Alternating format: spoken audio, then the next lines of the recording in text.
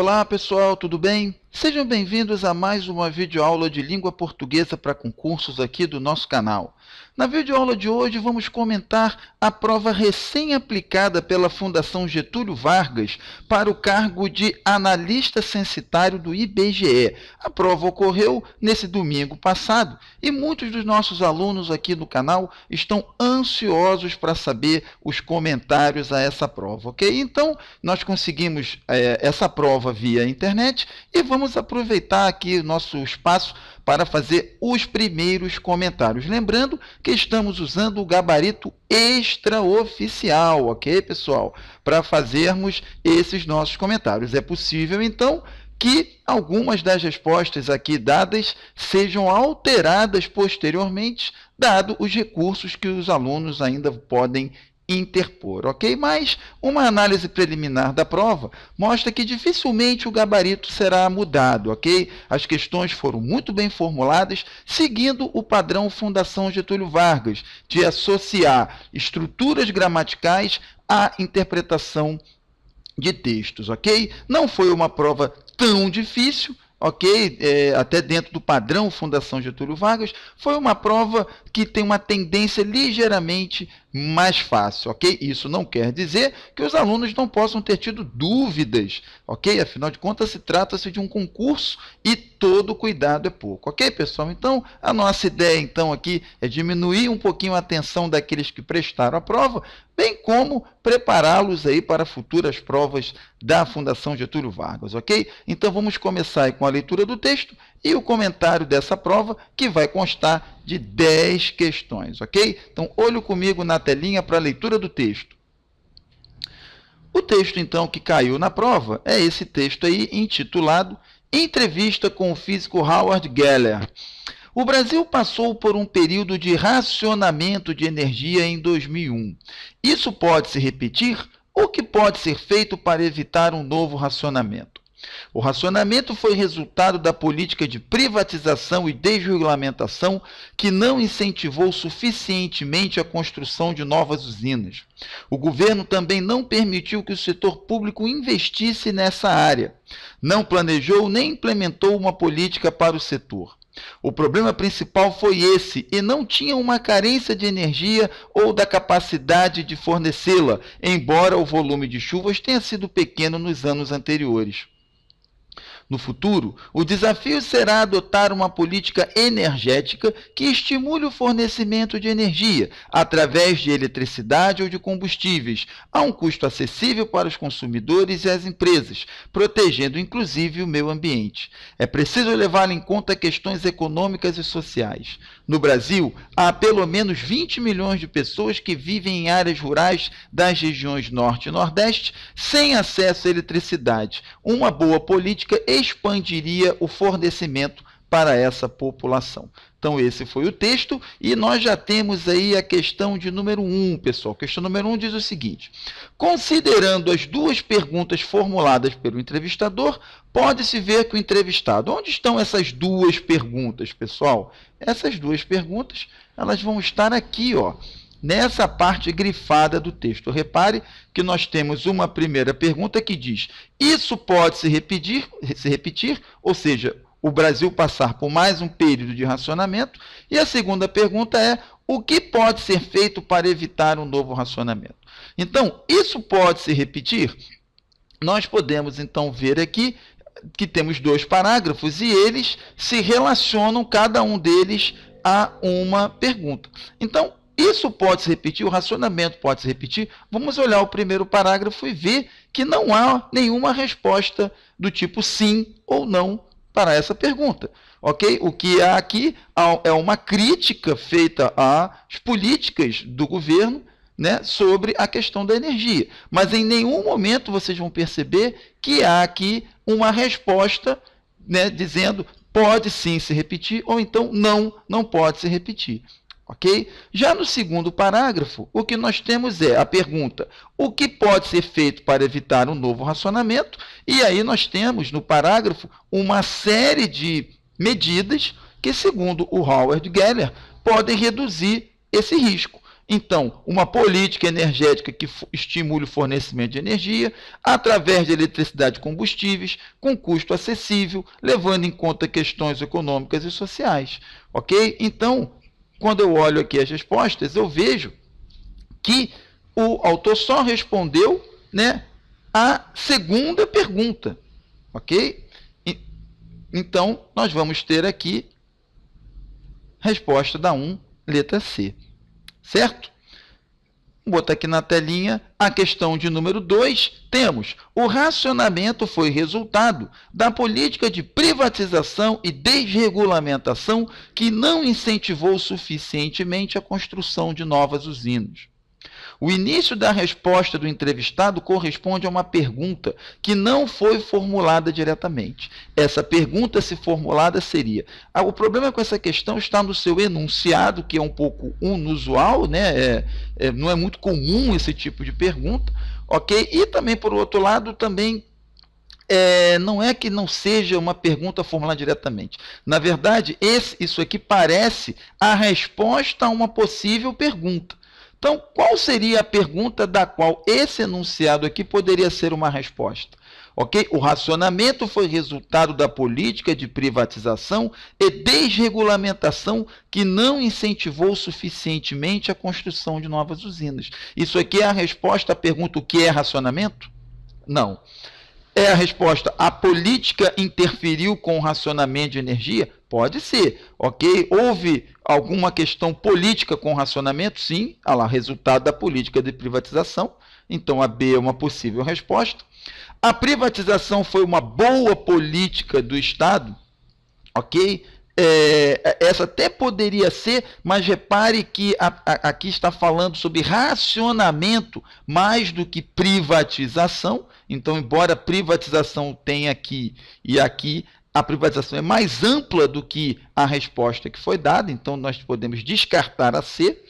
A solução para a crise é a construção de novas usinas? Não, ok? Porque, na verdade, ainda a pergunta não é sobre o que podemos fazer para a crise, mas ainda assim só falar sobre o racionamento. E na letra E, como se pode chegar à regulamentação do setor energético? Regulamentação consiste em criar leis, e isso não é exatamente dito aqui no enunciado. Então, gente, a melhor resposta é o item B, ok? Ainda que eu, particularmente, não tenha gostado muito da regência usada na resposta aqui, o interferir com, né? Uma vez que quem interfere, interfere em alguma coisa, né? Então, essa regência aqui me pareceu equivocada. Mas a melhor resposta é, de fato, o item B. Okay? É possível que algumas pessoas peçam revisão, né, pedindo mais o item C, okay? O que eu acho um pouco difícil, pela razão de que a privatização é algo mais genérico, mais amplo, e o texto todo está mais focado na questão do racionamento, bem como o trecho que serve de base à questão. Ok? Então, na questão de número 3, uma questão clássica aí da Fundação Getúlio Vargas, quem acompanhou as nossas correções aqui viu que esse tipo de questão caiu em outras provas também, e que basicamente consiste em desenvolver uma oração reduzida. Ok? E mesmo nas questões anteriores que nós comentamos, o tipo de reduzida mais frequente foi essa reduzida final aqui, ó, para evitar um novo racionamento, ok? Introduzindo a preposição para, que dá uma ideia de finalidade, a presença de um verbo no infinitivo, então torna essa oração aqui uma oração subordinada adverbial final, reduzida de infinitivo. Desenvolver uma oração reduzida significa transpor esse verbo aqui para uma forma flexionada, ok? Mantendo-se o sentido e a estrutura da frase original. Então, qual é a estrutura aqui, então, que vai corresponder ao melhor desenvolvimento? Ora, isso aqui, reparem, que não há a presença de um sujeito, então a oração tem que ficar impessoal, ok? Tem que ter um sujeito impessoal aqui, certo? Um sujeito impessoal ou ainda um sujeito indeterminado, vamos dizer assim, ou até mesmo omitido, ok? Então, o que nós temos no item A? Repare que ainda é mantido o verbo no infinitivo, isso não faz com que a oração fique desenvolvida. Ok? No item B, há a colocação de uma forma flexionada, porém, o tempo verbal se altera, ok? Porque aqui usou-se um imperfeito do subjuntivo, ok? E aí isso vai mudar o sentido temporal da oração inicial, ok? No item C, foi usada uma estrutura passiva, ok? Que não corresponde à original. A original não está na passiva, ok? Se estivesse, teria aqui para ser evitado, ok? O verbo ser no infinitivo, né? Então aqui está uma estrutura passiva que não corresponde, do mesmo modo que esse fosse aqui o verbo da estrutura passiva também não combina no modo com o infinitivo que está aqui. No item D, eu tenho lá o se evite, um verbo flexionado corretamente, e ainda uma construção de passiva sintética que omite o sujeito, deixa o sujeito impessoalizado aqui, ok? E isso corresponde à impessoalização da frase original. Então, a resposta da 3, item D. No item E, repare que não foi feito um desenvolvimento, porque aqui, ó, olha a forma infinitiva do verbo auxiliar aqui, e ainda assim ficou uma estrutura passiva, e aqui eu tenho uma estrutura ativa. Ok? Então, resposta da 3, letra D. Na questão de número 4, diz o enunciado: no texto 1, há um conjunto de termos precedidos da preposição de. O termo abaixo em que essa preposição tem emprego não exigido por termo anterior é. Então, quando nós estudamos a regência, tanto a verbal quanto a nominal, nós sabemos que a presença da preposição ela decorre pelo fato de um termo anterior reger essa preposição. Ou seja, reger uma preposição significa exigir a sua presença num dado contexto sintático. A questão aqui está fazendo menção a nomes, então é uma questão de regência nominal. Então, eu tenho que ver quais são aqueles nomes que regem preposição, ou seja, aqueles nomes cujo uso necessariamente vai ter de ser acompanhado por uma preposição. Ok? Isso vai acontecer em racionamento, ok? Que vem de racionar, ok? Então, a utilização do mento aqui torna ele um nome derivado de verbo, e ser derivado de verbo vai exigir um complemento, e isso vai acontecer no item A, no item B, no item E e no item C. Repare que racionamento vem de racionar, construção de construir, fornecimento de fornecer. Ok? São verbos, os três verbos que, quando passam para sua forma nominalizada, vão exigir um complemento. Certo? Capacidade vem do verbo capaz, mas capaz também rege um complemento, porque tem que ser capaz de. Ok? Então, manteve-se aqui. O único nome em que isso não ocorre é volume, que é um substantivo que não exige presença de preposição, ok? Visto que ele não é derivado, ok, de nenhum outro verbo. Certo, pessoal? Então, era uma questão um pouco sutil essa daqui, ok? Mas a observação da origem, da formação dessas palavras aqui dos itens A, B, C e E, já poderia apontar para a resposta no item D. Ok? Na minha opinião, uma das questões mais sutis dessa prova, ok? E ia exigir bastante aí do aluno. Na questão de número 5, temos: o governo também não permitiu que o setor público investisse nessa área. O segundo período da resposta do entrevistado desempenha o seguinte papel textual. Ora, esse período aqui, pessoal, o que acontece? Aqui tem uma pegadinha de leve, porque leva o aluno a pensar que o segundo período é só o que está aqui com o que, ó, que o setor público investisse nessa área. Só que isso que vem depois do que é uma oração subordinada. Essa oração aqui complementa o sentido da primeira, ok? Mas a questão está falando de todo o período, então ele inteiro, que é um período composto, que corresponde ao segundo período da resposta. Então, o aluno que olhar só para o final aqui vai ter dificuldade em responder essa questão. Ele tem que olhar todo esse período e lá, ó, na resposta que foi dada, repare que ele corresponde ao segundo período da resposta. Aqui tem a resposta toda, ok? O primeiro período é o que está aqui e o segundo é o que eu grifei agora. E nesse segundo período, percebam a presença da palavra também. o também dá sempre um sentido de acréscimo, ok? De incremento, de aumento, de adição. E isso bate com o que está aqui na letra E, ó. Acrescenta mais um argumento à expressão opinião expressa antes.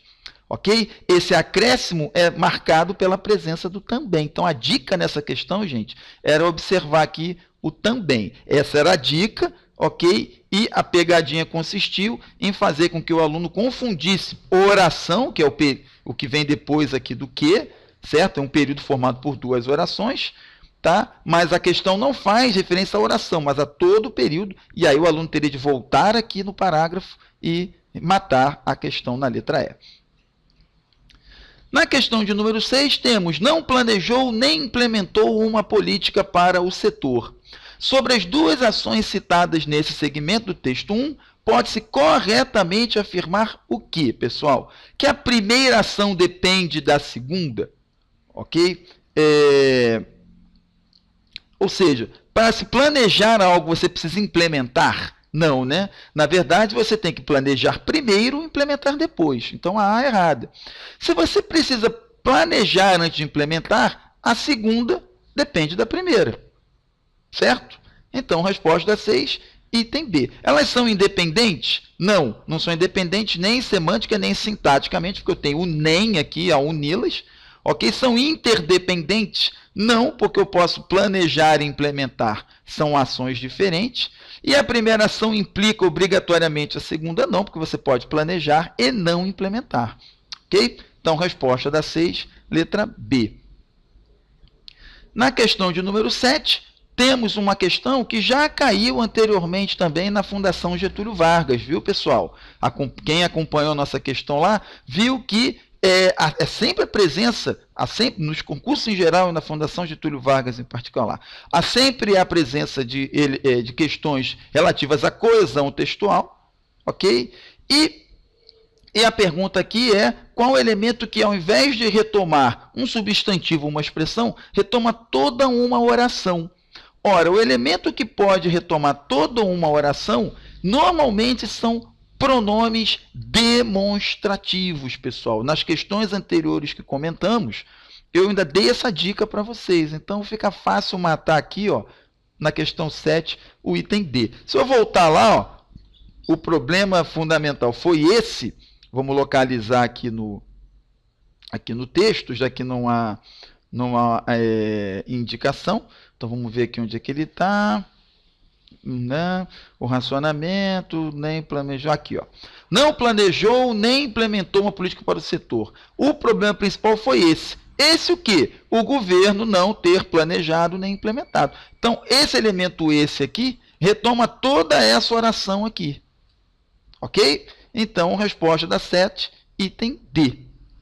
Ok?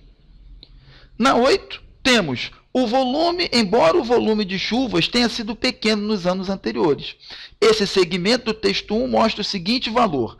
Se eu voltar lá no texto, gente, repare que eu vou ter aqui, ó, o problema principal foi esse, ou seja, a falta de planejamento e implementação de uma política para o setor, e não tinha uma carência de energia ou da capacidade de fornecê-la. São duas críticas. E aí vem, ó, embora o volume de chuvas tenha sido pequeno. Então, de fato, houve pouca chuva. Isso poderia justificar um racionamento, mas o principal foi a falta de uma política e uma implementação para esse setor. Então, esse elemento aqui, ó, iniciado pelo embora, ele atenua a crítica dada anteriormente. Ok? Então, aqui na 8, como ele atenua, ele reduz a intensidade da crítica feita ao governo à época. Uma outra maneira de matar essa questão é saber as funções textuais do embora. O embora é um elemento concessivo. A concessão ele equivale a uma oposição mais fraca do que a adversativa. Então, normalmente, quando se usam concessões, conjunções concessivas, o que se quer é atenuar a crítica feita anteriormente. Ok, pessoal? Então, por isso que a resposta da 8 fica no item A. Na 9, nós temos o seguinte. No futuro, o desafio será adotar uma política energética que estimule o fornecimento de energia através de eletricidade ou de combustíveis, a um custo acessível para os consumidores e as empresas, protegendo inclusive o meio ambiente. Deduz-se desse segmento opinativo do entrevistado o quê, pessoal? Repare que ele vai dando aqui uma série de sugestões sobre como fornecer energia, ok? E isso só pode corresponder ao item C, ok? Estimule o fornecimento por eletricidade a um custo acessível. Então, na verdade, ele está dizendo aqui que a energia pode ser produzida de forma acessível de várias fontes, certo? Eletricidade ou combustíveis. E na 10, uma questão também a ver com a Fundação Getúlio Vargas, né, gente? Porque eu comentei com vocês anteriormente que uma das características dessa banca é recuperar pontos muito específicos da doutrina gramatical e jogar nas questões. E isso gera um tipo de questão que era muito frequente no passado, mas que de uns tempos atuais para cá tem sido pouco usada. Então, aqui está fazendo referência aos adjetivos compostos. Ok? Qual seria a forma correta do composto? Lembrando que o composto tem que concordar com o termo a que ele se refere, e o termo a que ele se refere, está no plural, então ele tem que ir para o plural também. Então, aqui a questão, gente, é lembrar do plural dos compostos.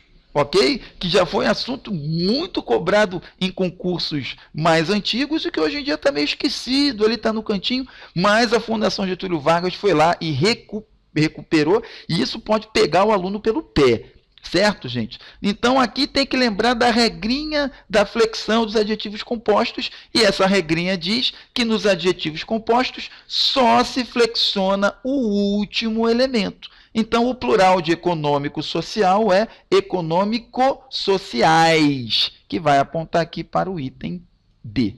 Certo, pessoal? E assim a gente encerra esse comentário da prova de analista censitário, que foi a prova para cargos de nível superior do concurso do IBGE, recém-aplicado pela Fundação Getúlio Vargas. A gente espera que essa correção tenha ajudado vocês a compreender como é que foi a prova, certo? Bem como fortalecer os conhecimentos de vocês para outros concursos que vocês venham a prestar.